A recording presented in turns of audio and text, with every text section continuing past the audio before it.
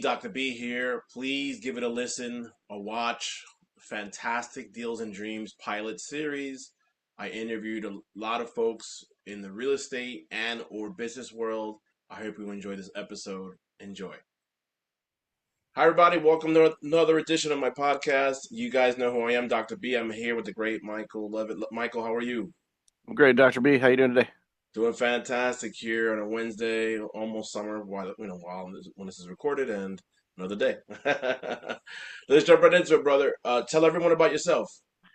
Yeah, I've had quite the career. I think back, throughout my career, and I've been very fortunate to do a lot of different things. But current s- situation is I run an organization called Breakfast Leadership, an organization that I founded almost 10 years ago now, and it was birthed out of my own personal journey with burnout.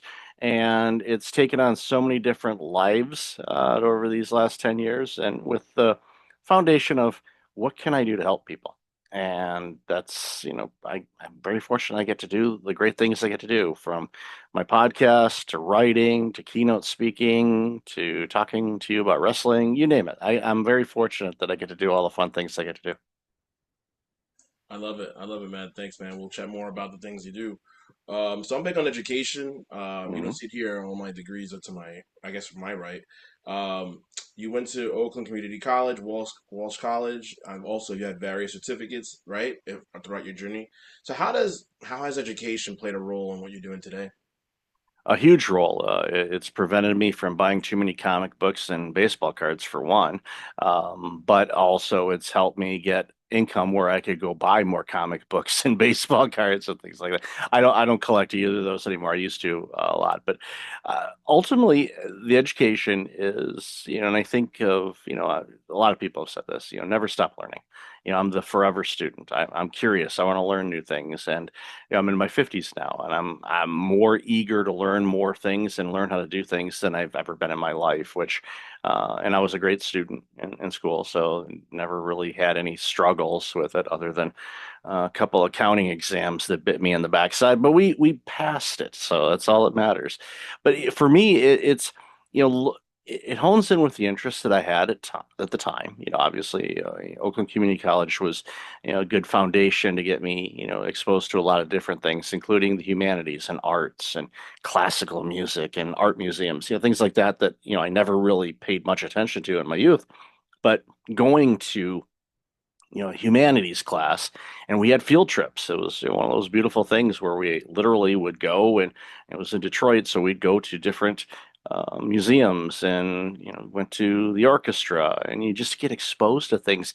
And for me, it started as like, oh, this is cool, and it renewed some interest in arts, but also from the creativity side of things and from the leadership side of things, going, okay, what's the story behind this painting, or what's the story behind that piece? And uh, it's helped me just be a little bit more well-rounded and relatable. And one of the things that I pride myself on is that I can relate to pretty much anyone in any walk of life. Now, that doesn't mean that I've lived the same experiences they've had, but at least I have a comprehension of what they may have experienced or gone through or are going through, which has helped me to be able to relate to them. So, at minimum, they have somebody that they can bounce ideas off of, or just share, what's going on in their lives and feel comfortable doing so. And I think that's something that I'm very, very thankful for, that was instilled in me by, my family and my parents.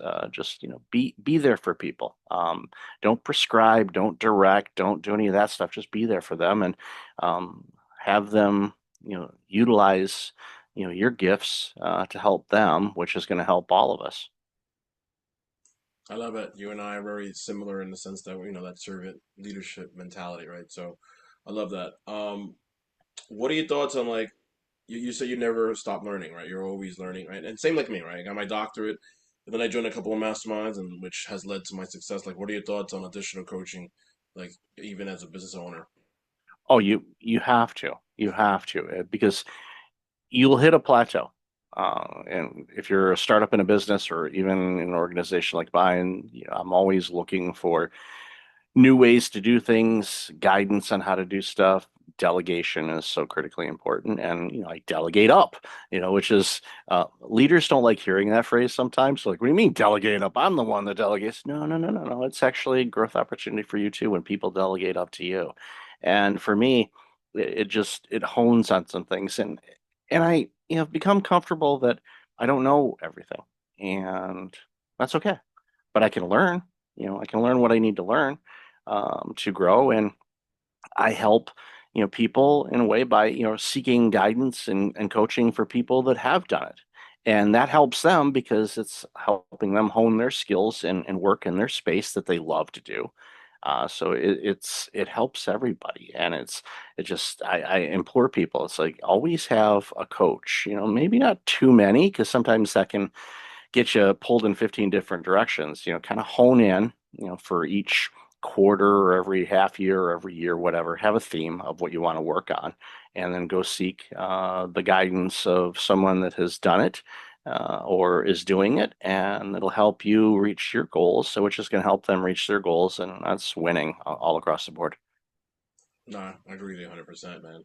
Shifting gears a little bit, tell us about the Breakfast Leadership Network. How did it start? Tell us the origins, as they say.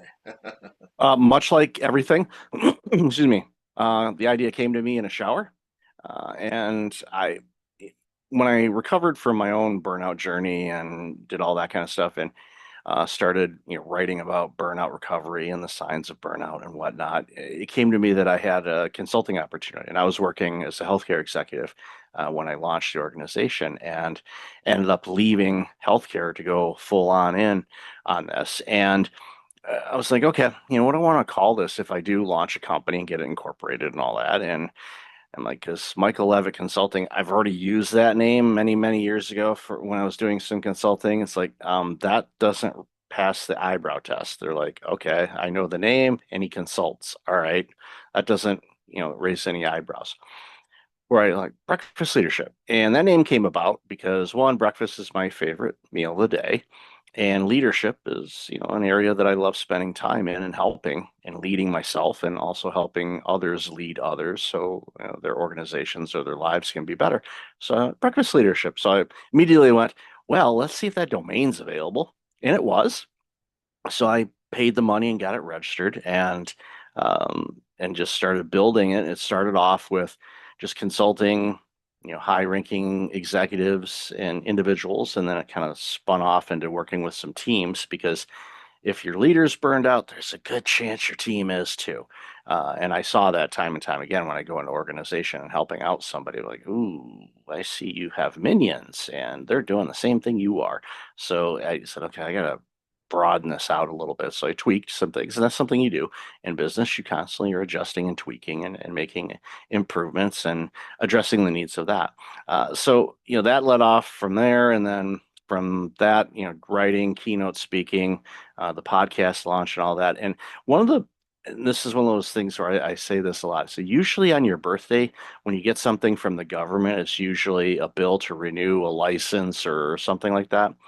But I actually was able to get the phrase breakfast leadership trademarked. So on my birthday a few years ago, I got that from the U.S. Patent Office. So breakfast leadership is a registered trademark. And I thought, well, I never had that on my bucket list growing up, so it's pretty cool that I've got that trademarked. And it's again, it's just one of those things where like, okay, those shower ideas can pay off sometimes. So make note of them if you can.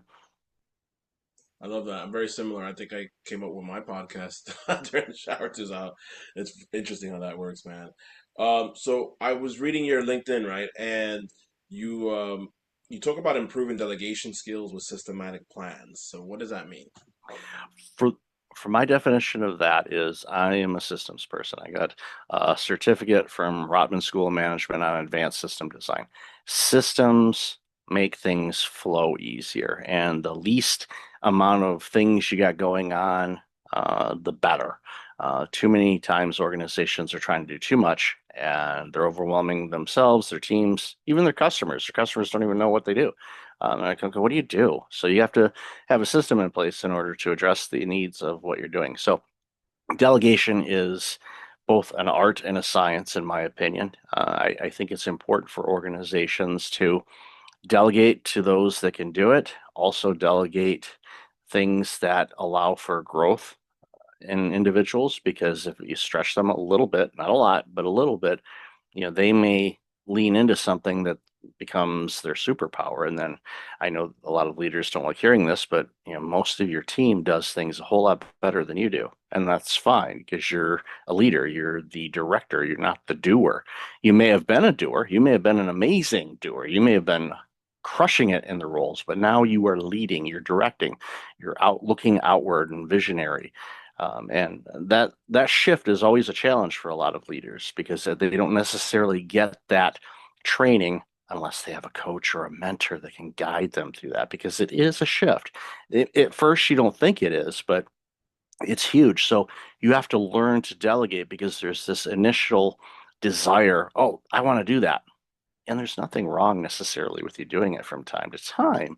But if you're doing it all the time, you're too busy doing and not enough directing. And then 1 degree off, if you're a sailor, 1 degree off, you'll end up completely in a different spot than you wanted to. And so you have to be really fine-tuned on that. So delegation is, really important. And if you have the right system on how you delegate things when something comes to your desk, you're going to be a lot better off both in the short term and the long term. Yeah, I agree. I'm adding systems now to my lead gen or creating a funnel of some kind, and yeah, I delegate that to my guy. Hmm. A web guy does that. I have a mini team. I'm blessed, and I also have VA. So yeah, I wouldn't be able to do everything myself. Yeah, I'm doing it as opposed to directing. So I agree with you 100% there. I love it. You also started a podcast. I think you mentioned it earlier back in Hmm. 2017. I think Hmm. most of us started it during COVID, like including me, and it kind of like just stuck around a little bit. It's one of those things that stuck that sticked around. So tell us about that. How did that go about? And I think recently I think 2 months ago celebrated 150th. So congrats to that. I did some research, man. But Go. tell us how that all came about. It came about with a conversation I was having with a colleague of mine, Steve, who said you need to launch a podcast, and I'm like, why? I don't want to do a podcast. I got enough going on. So no, just doing. It's like, well, what would I do? And what should I talk about? And he said, just record short segments on burnout. What are the signs? How to get over them? What can you do? I'm like, all right, how many should I do? I said, do a bunch, just record at least a dozen before you issue it out there. So I did. So I said, well, what do I use? He said, you have a phone, right? Yep. Okay. Voice memo, record it, convert it to MP3, upload it on your website if you want, which, they tell you it's not recommended. You want to go through a podcast host, which I do now. But in the early days, it was right on the website and recorded probably 50 or so episodes over a period of several months. And then, he reached out to me and said, hey, great job on the podcast. I'm like, thanks. And he said, so when are you going to start interviewing people? You didn't say anything about me interviewing people. How the heck would I do that? And prior to that, I discovered this app that existed before the pandemic called Zoom. Yeah, have anybody hear of it? We're actually on the platform right now as we speak. So I had actually started using that. I came across it actually in my work setting. Someone was using it. And I'm like, oh, you could actually use this to record, the video side of things. So I'm like, all right, well, I'll do that. So I started using that, and I said, well, how do I interview people? Well, you give them the Zoom link, they join, and you click record. Like, and then you edit it, and then you upload it, and same thing you're doing with the other ones. I'm like, all right, so fine, I'll do it. Well, you said, I passed 850 episodes. I'll probably hit 900 before the end of 2025, and it's mind-boggling to me that I've had that many conversations. Yeah, but it's amazing. I thoroughly enjoy doing it. I love obviously being on shows, but I just love having conversations with people. And during the pandemic, that was so desperately needed, and I'm so thankful that so many shows did launch during that time because it gave us an opportunity to talk with people. Maybe we were talking about the challenges of the pandemic, maybe we weren't, but it did give us that opportunity to have real open conversations. And a comment that I get all the time, I'm sure you get it too, is when someone listens to your show, often they say, you know what, it's as if I'm sitting in a coffee shop and You and me are at another table and we're having a conversation and they're just listening in. And we're just having a chat. And people resonate with that. And it provides those connection points because something I could say or something you could say might click with somebody. And all of a sudden they make that adjustment or that they improve something in their life that has a ripple effect on everything they do in the positive way. And I consider that a blessing, a gift. And I don't set out to say, okay, what am I going to say today that can change the world? I don't know. I have no idea. I might say something that could, and I might say something that it's just people go, okay, whatever. But you never know. And that's why the power of conversation is so beautiful. And I think that's one of the biggest reasons why podcasts continue to thrive, why you've seen such an influx of quote unquote very famous people launching their own podcasts. They're busy doing other things, whether they're a musician or an artist or an actor or whatever they do. They're out there doing it. Why? Because it gives them this platform where they can kind of be themselves in a way, but also expose something about them that people may not know, or just get to know people a little bit better on things. So it's a medium that I think continues to thrive and shine, and I don't think it's going away anytime soon. I agree with you. I think it's like $1 billion business between like the advertising and Spotify and iHeart, Apple trying to like invest more and more into it. So I agree. Yep. So we're in a Yep. good place. Absolutely. um, a couple more questions. So you also speak, right? Do you speak on the same topic, and do you do it? And just for those that are listening, do you do like workshops? Do you do keynotes? Do you do both? Can you tell us about that?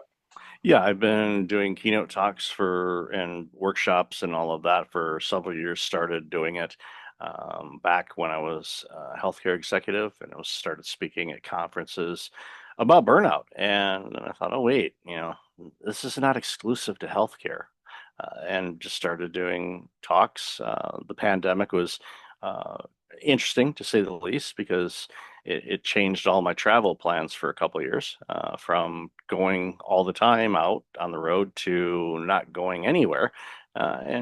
Again, thankfully, I had the Zoom account already, so it made it easy for me to do the presentations because I was already used to looking at a camera and having slides shared and all of that. But I speak on burnout. I speak on workplace culture. I speak on leadership. I've spoke to pretty much every industry, from grain elevators to wastewater to legal to education to healthcare, teaching, you name it. I've been very fortunate to be able to speak to a lot of different groups, and a lot of people when they talk to me and I talk with them, they get kind of surprised at first because they say, "How do you know so much about our industry?" Well, my original career way back when was I worked in accounting and I worked for a CPA firm and we audited all kinds of different businesses. So I got exposed to all kinds of industries and discovered, yes, there are a lot of differences between this industry and this industry, but there's a lot of similarities. And the key one is people.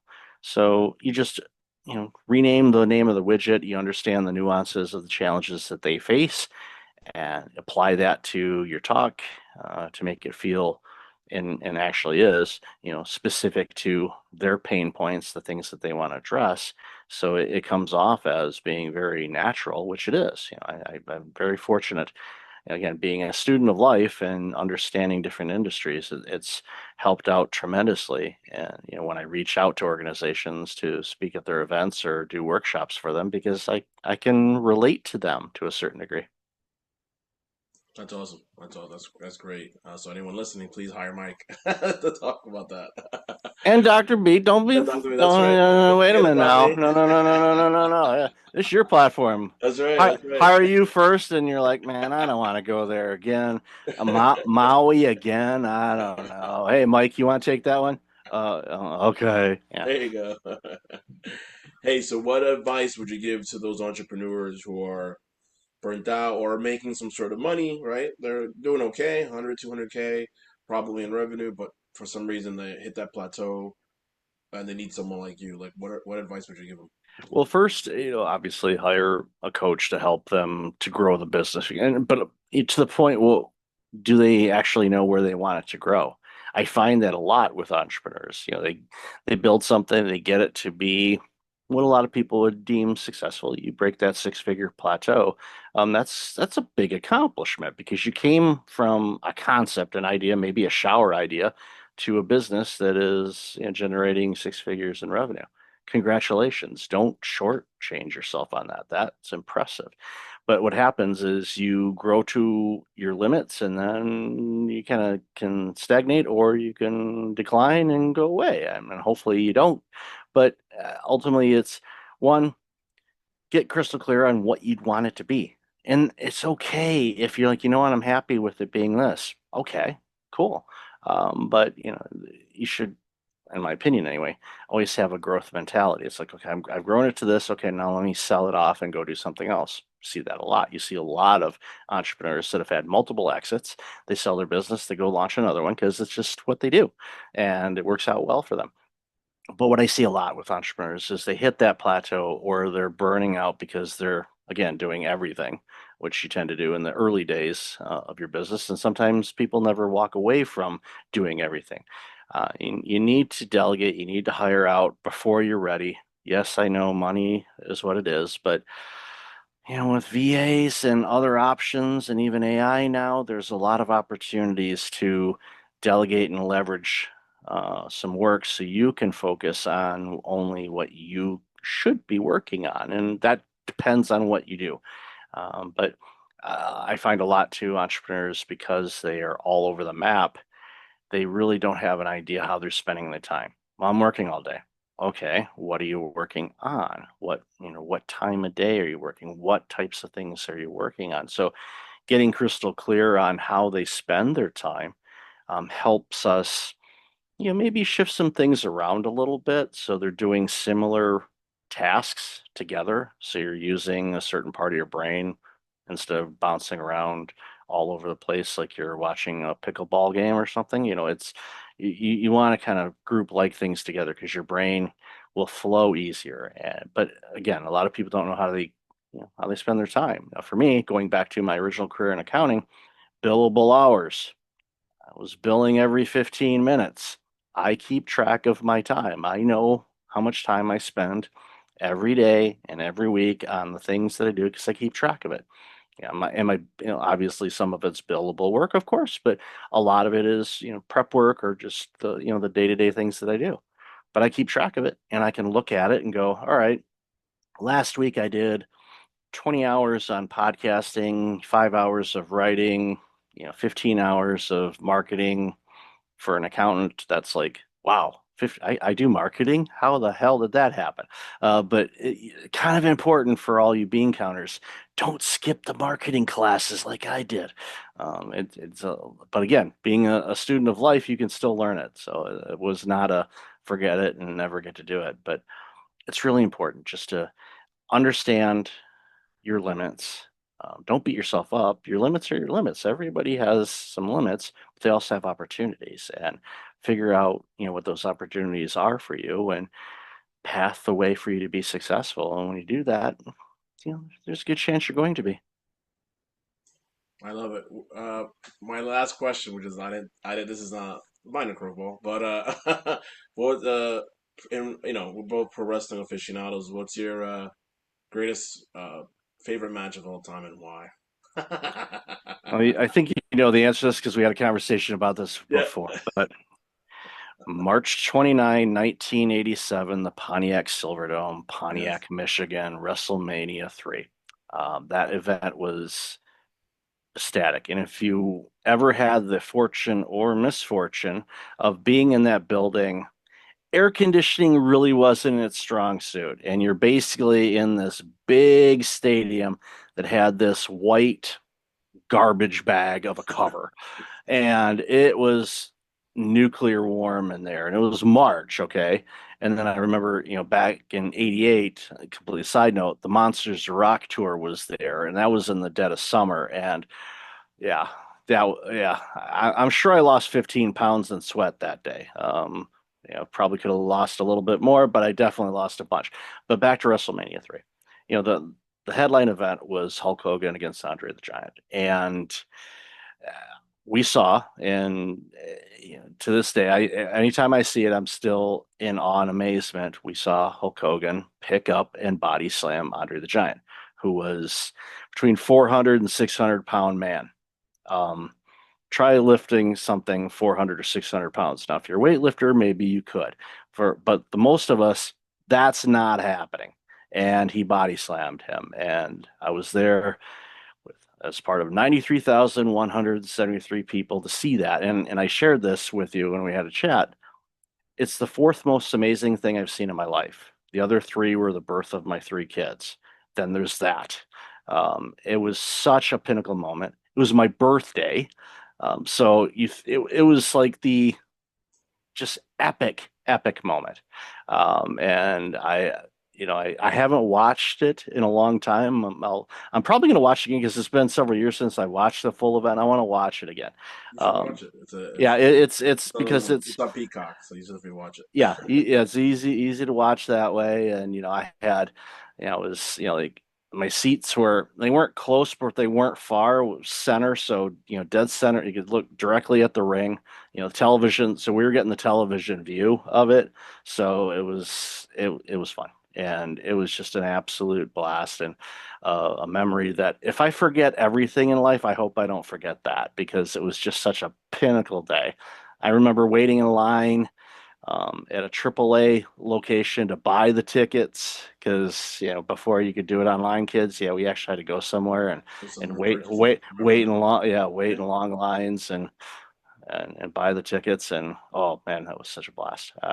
It's still it's alarming how long ago that was. I'm not going to do the math, even though my accounting degree I can do it. I'm not going to do it.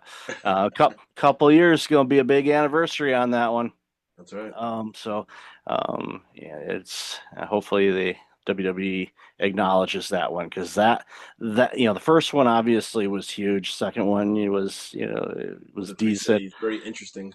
Yeah, but three was the one that just blew the doors open because so many people watched it, not only in person but across the planet, and that was that put WrestleMania really on the map. And of course, now it's the spectacle that it has become and continues to grow, which is mind-boggling that it continues to grow. But here we are; it's still growing.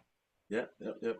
Actually, before we wrap up, my first memory of watching pro wrestling was a VHS cassette of WrestleMania 3. So there you go. That's how much I'm dating myself as Yep. Oh yeah. Yep. well. Yep. Mike, fantastic conversation. Thank you I so love much it. for being on my podcast. My pleasure. And I'll make sure that we promote your links and services. So thank you so much for being on my show. Love being on it. Thank you so much. Take care. Mike Levitt, everybody. Hey, Dr. B, hope you enjoyed this limited edition Deals and Dreams pilot. I hope you really enjoyed it. Hope you got some insight. And remember, as Mike Lee would say, you are one big deal away from making it happen. All right, take care.